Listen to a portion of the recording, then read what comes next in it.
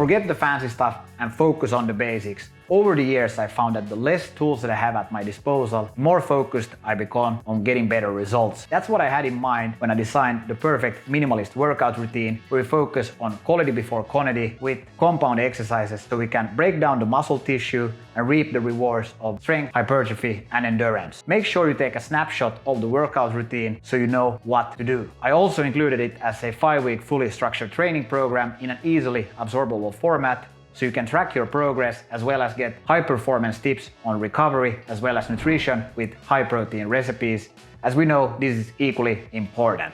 But let's get started with the workout.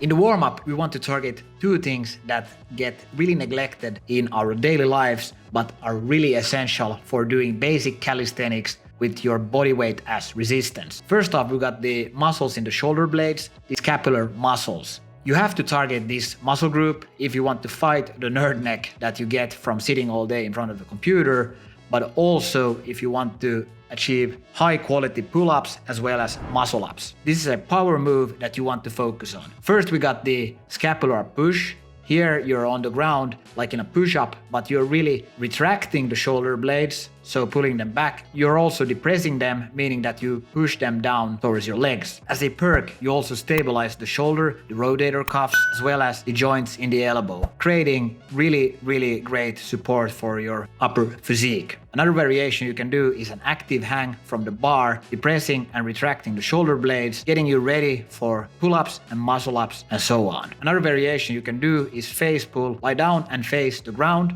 lift up your hands and make sure your elbows are in the 90 degree.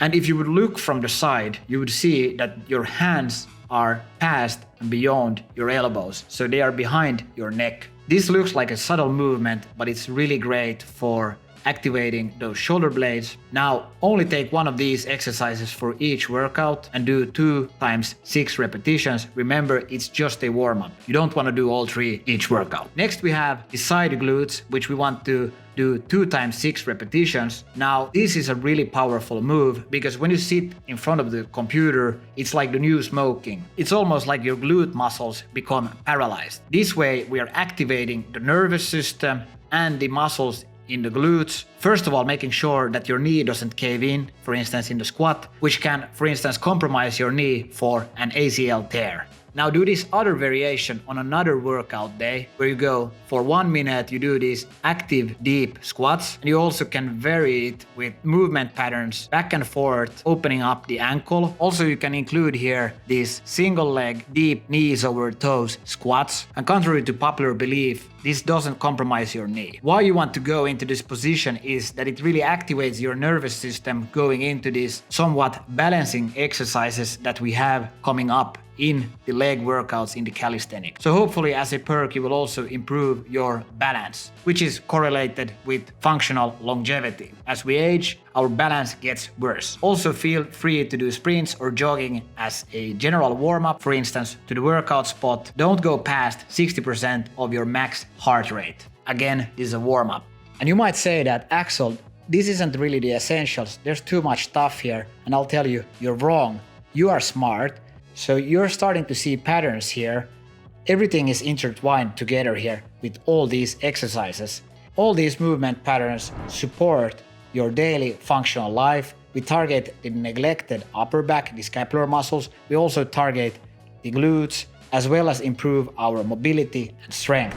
At the same time, we're setting us up with all these exercises that support each other so we can get to that elite strength of developing those muscle ups. But let's get started with the workout. So the push-up, the most important yet neglected exercise there is, targets your chest, shoulders and triceps. Sure, it can feel like one of the most simple exercises there are, that is just a warm-up, you can ignore it. But when you apply it with enough intensity, it will break down the muscle tissues in the way that you want. It's important that you focus on quality before quantity. So when you go down in the push-up, you want to breathe in on the way down like you would be a diver. Make sure your chest lightly taps the ground, because that way you won't just train the chest, shoulders and triceps, you will also activate those scapular muscles that we talked about.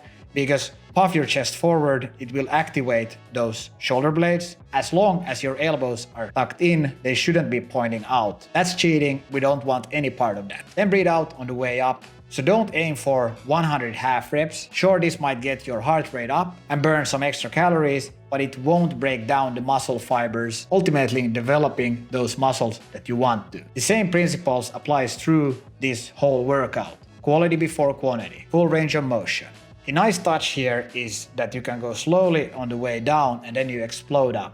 When you can do above 40 push-ups, it becomes more of an endurance exercise, so it's time to transfer over to a more demanding push-up exercise, explosive push-ups, because we know that if you want to be a well-rounded athlete, you want to utilize plyometrics, because adding explosivity into your routines will develop advanced strength and endurance and speed, allowing you to become more athletic on a tight time budget.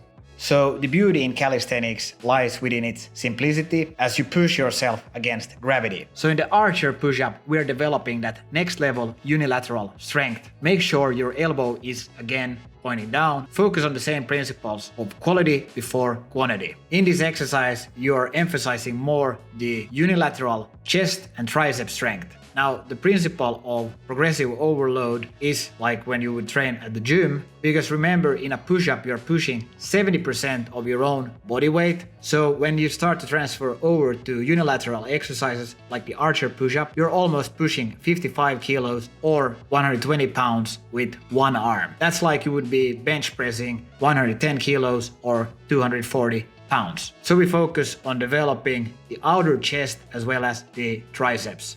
Now we have targeted horizontal push strength, and next it's time to transfer into vertical pushing. With the pike push-up, we are targeting chest, triceps, deltoids, and even the upper back. Make sure again you use full range of motion. It's really important that you don't cheat here. Keep your elbows in and go slowly on the way down to target the chest, shoulders, and triceps. And you almost want to not kiss the ground, but make sure that basically your hairline touches the ground. Go fully on the way up, make sure your head goes in between your shoulders. This way you're also targeting those neglected scapular muscles. So we want to be effective with our time, so let's give our upper body some rest before we move over to the pull exercises with some leg exercises coming up next. First off, we have the Bulgarian split. Now this is probably the most essential leg exercise there is, because it's transferable for both beginners and more advanced athletes.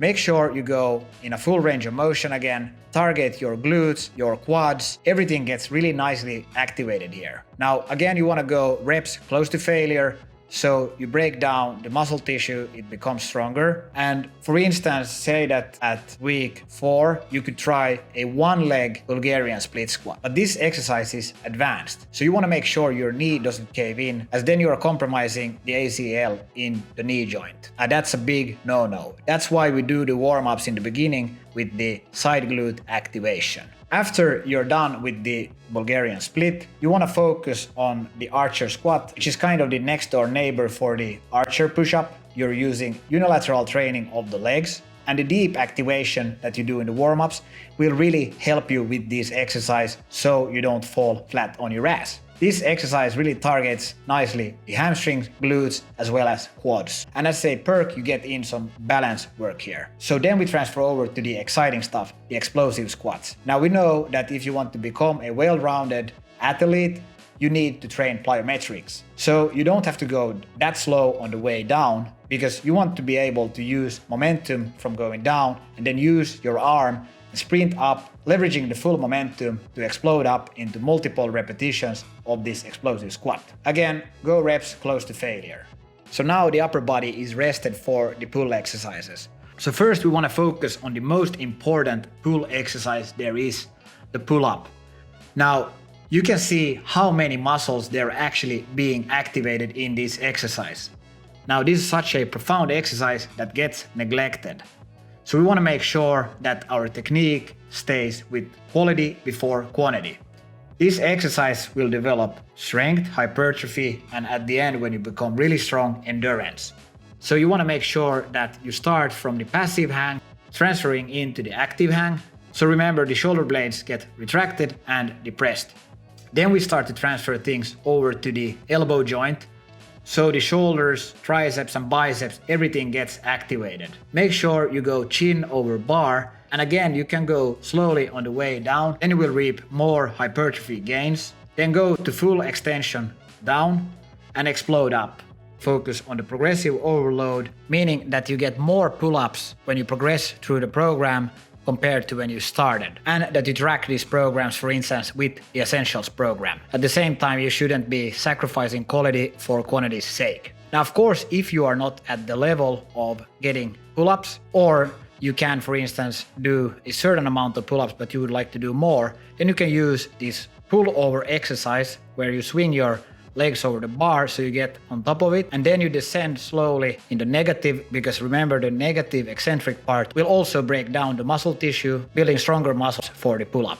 The same pull-over exercise is an essential part of the muscle-up. Now, if you can't do the pull-over, you can also use a lower bar for the pull-ups, where you jump up to the bar and then again you go slowly on the way down. Now that brings us to the high pull-up exercise. So this is the gateway drug for getting your first muscle up. Now say that you would be doing 10 or 15 pull-ups after 3 weeks, then you could transfer in to at least during one session that you would do these high pull-ups. Now it's really important to explode up on the way up, and then you put on the brakes, go slowly on the way down. You want to aim for an angle that's slightly tilted backwards, so again you activate your scapular muscles. Also, if you have a lower bar, then you can jump from the ground up to get more reps into the high pull-up. I would say that the truly clean high pull-up is even more demanding than a muscle-up. That's because it utilizes such small muscles in the upper back, while it's really demanding to get your hip to the bar.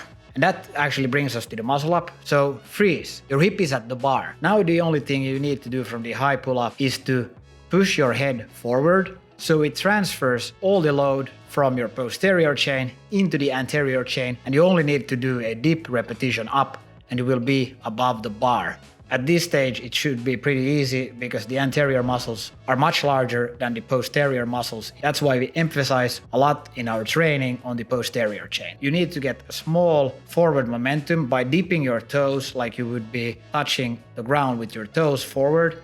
This will allow you to slingshot yourself backwards up in a pull-up that's not straight towards the bar. So your elbows are almost straight here, and you mostly use your scapular and lat muscles to get into the muscle up. Now here you can see that the reason that you won't ever learn a muscle up is because you're trying to do the pull up straight up towards the bar, but we want to do a high pull up backwards, and then you will unlock the muscle up. Also, a small tip is that put, for instance, a cap on the ground so you can know where to aim your toes in the dipping motion of the muscle up. Also, if you already got muscle ups on lock, then you can clean out, for instance, the technique, not use your knees for momentum. So now we get to the core exercises, and we really don't want to spend too much time here because the core really gets activated in so many other exercises already in this program. But we want to start to build ourselves up from the ground with the hollow body. Now this is the most important core exercise there is, in my opinion, because here you really get the full core, the lower, the upper part, the deep part of the core activated. However, you have to be very precise with your technique. Lift your scapular muscles all the time off the ground. Make sure your lower back is tightly attached to the ground. If it's not tightly to the ground, you will focus more on using your lower back instead of the deep abdominal muscles which we want to target. So keep your knees straight, your legs off the ground, and if this feels too hard, you can bend your knees, tuck yourself in, almost like you would be sitting in a chair lying on the ground, and then you can aim your arms straight in front of your face. This will make the exercise a lot easier as long as you're keeping your lower back tightly to the ground and the scapular muscles off the ground. Next we have toes to bar. And this exercise is great as it targets your full core, as well as it develops the joints in the shoulder, as well as in the elbow, and grip strength. And grip strength has been shown to be correlated with a long, functional, healthy life. So here you want to keep your knees straight, lift your legs up. You might feel a small tension in your upper back, but you really want to go up to the bar. You can either go in a slowly ascending way, or you can go in a more explosive way. The important thing is you don't have to go super slow on the way down, but you really want to make sure that it's not uncontrolled, the movement. Otherwise, your heels will go behind your back when you get to the low, straight position. Now this isn't great as it will transfer some of the tension to your lower back and that's not good here. We want to focus on the core. So finally, we have the L-sit. We have two variations here. You can do it hanging, again, developing grip strength and all that good stuff, but also it's great for your core as well as your hip flexor. Now, this is an isometric hold, which means that we hold ourselves in a static position. Now, that's really great because you will start to shake, you will start to feel how all the small muscles are starting to get activated. Now, this is a lot easier than the advanced sitting version, where you basically lift your ass off the ground, and it's a really intense exercise where you have to hold some balance as well as target the core and the hip flexors. So while the cool down is short, we want to focus on all the movement patterns that we do in this program, but in a passive format. This way we can calm down our heart rate as well as the nervous system, starting that recovery process. First, we have a passive hang from the bar. Everything is loose. You just hang from the bar, take 8 deep breaths. We know from literature that deep breathing calms down the nervous system. So finally, we have the deep squat. The deep squat is really nice to open up the hip, knees, everything, so you can improve your leg workouts here, so that you can transfer into this nice, natural position that has been part of mankind for thousands of years. So when you're done with your workout routine, remember to track your progress as well as to focus on nutrition. And you can do that with the Essentials program linked below. And health is about physical, mental, and even financial health. So make sure you check this video and this video out. Thanks for watching. I'll see you in the next video.